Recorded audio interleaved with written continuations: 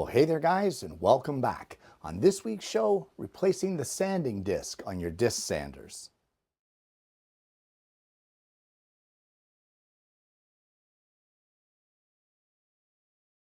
Well, one of the most neglected items in the shop, in my opinion, is sandpaper. Guys, we use this stuff and use it and use it and use it until there is no aggregate left. It is just burning our stock or doing nothing. It's not taking off any of the wood. It's not smoothing anything out. We want to get the most for our money, and I get that. But at some point in time, you gotta just realize the stuff is done. And one of the most neglected sanders in the shop is the sanding disc, the stationary sanding disc. I mean, if we're using a random orbital, it's nothing for us to peel off that sanding disc, slap another one on, and carry on. And we're quite good at it. But when it comes to a stationary tool, like say a 12-inch disc sander, we never do it. And it can be intimidating. So on today's show, I'm going to go through my method and my steps of how to change this disc. It's a very simple process, and hopefully this video is going to help some of you out there who have been kind of procrastinating on it. I've received a few emails about it, so I'm going to show how to do it today. Either way, let's head over to the sander and have a look at the process of how to do this. Well, for starters, how do you know when it is worn out? Guys, feel it. Is there any grit left? Is it rough? On this one here, there is some grit in the middle, but of course, we don't normally sand dead center of the disc. So the outside edges here, this is kind of chewed up. We have burning here, very smooth. So we can, if we want to get better access, we can remove this table here. It's only 4 bolts, but then it's kind of a pain in the neck. So we're going to do it with the table in place, and I'm going to show you how to do that. The very first thing we need to do is we need to remove the old sanding disc. Now guys, this is, in most cases, these plates that this disc is attached to, this plate is aluminum. So you want to be careful. I'm not saying that all of them are aluminum, but most of them, to keep the weight down, are fabricated from aluminum. And if that's the case, they're very susceptible to scratching. So you want to be careful not to scratch the disc. So before we start, I can't believe I have to say this, but I'm going to. Before we start, guys, please unplug your tool. Remove the power source so that there is no hope, no chance of this ever firing up. Now this disc has been on here for quite some time. I don't know how easily it's going to come off or if it's going to give me a hard time. So we'll see how it goes. Because of the aluminum plate that this sits on, don't use chisels, don't use screwdrivers, don't use that sort of thing. You don't want hard metal tools to be in contact with this.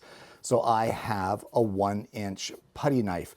And it's very flexible, gives a lot of give here when removing these things, and it will not damage your aluminum plate. But as well, at the grinder, I have rounded off the corners because the corners on some of these putty knives can be very sharp and they can gouge and do damage as well. So what you want to do is use the corner and just get in behind one corner of this and kind of gently peel it off to see if we can get it to separate. This one's going to give us a bit of trouble, but there's a way that you can get this off with the least amount of effort. And what that is a little bit of heat. Now for my purposes, I will be using a heat gun. Guys, a hairdryer will work as well. Low heat, guys, on a heat gun. You don't want it to be too extreme and you don't want it to burn your hands. A hairdryer will work as well for this. And all we're going to do is apply heat to the disc, and that is going to soften the adhesive. When it does that, we should be able to very easily peel the disc away from its main platform.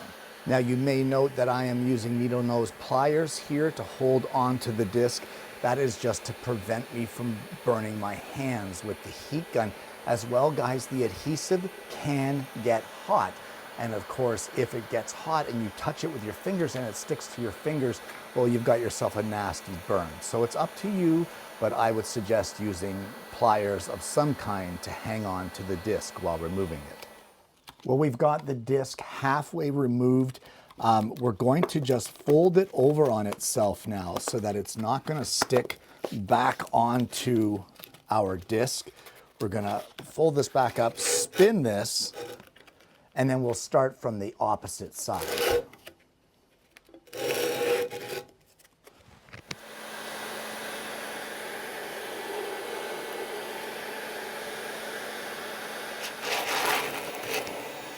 Now this one here has left quite a bit of debris on the actual plate itself here.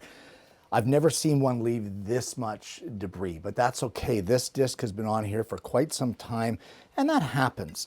So you can try to use your putty knife, and that seems to peel off pretty easily because we've softened the adhesive. You can try to use your putty knife and peel this off, or by hand as I'm doing here. But if it's stubborn, just hit it with the heat gun again, and you should be able to peel it off. So guys, you want to go around now and get all of these little scraps of the sandpaper backing off. Don't worry about sticky adhesive areas. We're not too concerned about that for now. We're going to deal with that in just a bit. But let's get this cleaned up and get all of the excess paper off of the disc. Well, this next step is one that is very important. We have pretty much every little bit of paper removed from this that was stuck to it, but there's still sticky residue. So what I have is I have a microfiber cloth. You can use whatever you want, any old rag. And I have, in this case, paint thinner. And you want to go around the entire disc and clean it thoroughly. Get all those last little bits of paper off of the disc, and as well remove any of the sticky residue from the previous sanding disc. Please do not turn the machine on and hold this rag here to get that quick cleaning. This is not a quick process. We don't need to do it quickly. And if that rag should catch and you're holding it in your hand, you are going to find out very quickly why it is that we don't do that. So please, just do it by hand, just like this. Take your time and get all the sticky residue cleaned off of your disc with paint thinner. Well, we've got the disc clean and free of any of the adhesive, the stickiness, all of that stuff. However, this is a step now that a lot of guys neglect, and then they're confused as to why their sanding disc is letting go later. So for starters, I'm going to put on a fresh pair of gloves, and I have some just regular brown paper towel. You can use anything, but get a fresh rag or something fresh. You don't want any of that paint thinner to be left on any of your stuff, your fingers, your gloves, your rags, what have you. So we've gone everything fresh here. And guys, we're going to use some rubbing alcohol. And the reason being, depending on what method you used to remove that adhesive, there can be oils in that. So we want to clean the entire disc with rubbing alcohol. And you may note, I don't know if you can see this on the camera, I have placed a little marker there, just one little tick of marker to show me where I'm starting. And this way we can get this completely clean and oil free. That will go a long way to getting your sanding disc to stick and stick well. As well, guys, once you have come this far, do not touch this platform here any longer with any part of your hands or anything else, only with the fresh gloves or with the rubbing alcohol. Okay, so once we get this completely cleaned with the rubbing alcohol, we will let it sit for a few minutes just to make sure that the rubbing alcohol has all evaporated. And there we go. We are back to our starting point here with our with our marker. So guys, now it's time to attach our sanding disc. So let me show you what you want to do for that. Well, for me, I prefer a coarser grit. So I have an 80 grit sanding disc here.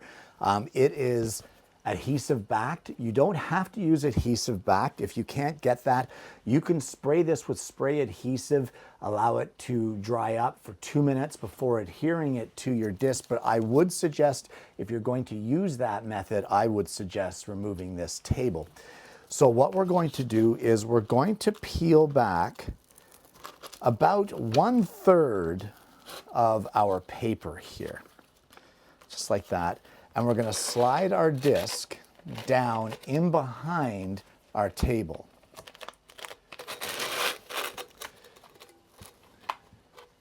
Now guys, at this point, just carefully line up the edges of your disc as best you can. And once you're happy with that alignment, you can press your disc in place. So there your disc is somewhat adhered, not completely. From here, guys, we can rotate this around, get a hold of our paper in behind, and we're going to peel it off the rest of the way, adhering it to the backing here of our sander. And as you go, we'll be pressing this down along the edge of our table here just to get it to firmly attach, and try to avoid air bubbles in your disc. But now at this point, we need to make sure that this is firmly seated. So for that, we're going to need a scrap of wood. And at this point, in order to burnish the disc onto its plate, we want to sand this scrap of wood. In this case, it's just a scrap of walnut. You can use whatever you have. It can be pine, it can be plywood, it doesn't matter. But start from the middle of the disc and slowly work your way out to the outer edge of the disc to make sure that all air bubbles are out of this thing and that it is firmly seated onto the plate of the sander. All right, and with that burnished, I'm just going to use a crepe block. Guys, this is also billed as a sandpaper cleaning block. And we're just going to use it to clean our new disc, just to get any of the dust out of there that we just put in it. Now for me, there is one last step that I like to perform, and that has to do with our table here. We've been using solvents, we've been using rubbing alcohol, so any of our protective coating that we have left on our cast iron table, well, you know what, guys, it's gone. We have removed it here around the sanding disc area just at the front. So I'm going to recoat this. In this case, I'm not going to go too crazy. I'm just going to use a little bit of spray glide coat, and we will buff that off once it dries and protect our tabletop once again. And there you have it. Changing the sanding disc on your disc sander. Guys, this is a shorter show than normal, but a valuable one. Your tools, regardless of their quality, are only as good as their setup or as good as the accessories that you use with it. For example, you can have the world's most expensive table saw, but if your blade is dull and a piece of junk, it's not going to perform the way that you want it to. You can have the world's best sander, but if your sanding discs are worn out, it's not going to perform. It's going to burn your stock and you're going to have issues. So it's important to keep up the maintenance on your tools. That includes calibrating from time to time. That includes checking your table saw blade to make sure that it's square before you make the cut each and every time you come to the shop. It includes paying attention to what's going on with your sander. And if your sander is burning your stock, the first thing you want to do is you want to clean the sawdust out of it. And you saw how I used that crepe block, that C-R-E-P-E, crepe block, to take away the sawdust that was embedded in the aggregate, and that prevents burning and it extends the life of your sandpaper. That's the first thing you want to do. You want to clean it. But if it's still burning with a clean sandpaper or a clean surface, chances are your sandpaper is done. It's worn out. There is no more aggregate left to be able to take away the stock to do its job properly. And that's where changing the disc comes in. But for some people, and myself included, it's one of those jobs that you just keep putting off. I'll do it later. I'll do it later.